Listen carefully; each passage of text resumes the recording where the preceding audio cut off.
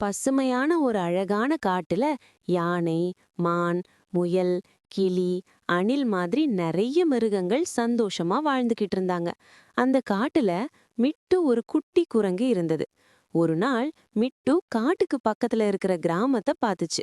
அங்க மனிதர்கள் வேலை பண்ணி படிச்சு ஒருத்தருக்கு ஒருத்தர் உதவி பண்ணிக்கிட்டு இருந்தாங்க. அத பார்த்த மிட்டு நினைச்சது, நானும் மனிதன் மாதிரி நல்லத கத்துக்கணும். அடுத்த நாள் முதல் மிட்டு சின்ன சின்ன உதவிகள் பண்ண ஆரம்பிச்சது. முயலுக்கு உதவி, அணிலுக்கு உதவி, யானைக்கு கூட சுமை எடுக்க உதவி.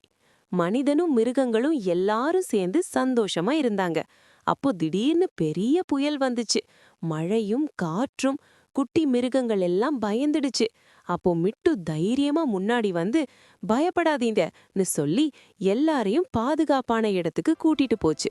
அந்த மனிதனும் கூட மிட்டு கூட சேர்ந்து உதவி பண்ணினார். புயல் முடிஞ்சதும் எல்லாரும் சேஃப். காட்டுல மீண்டும் சந்தோஷம் திரும்ப வந்துச்சு.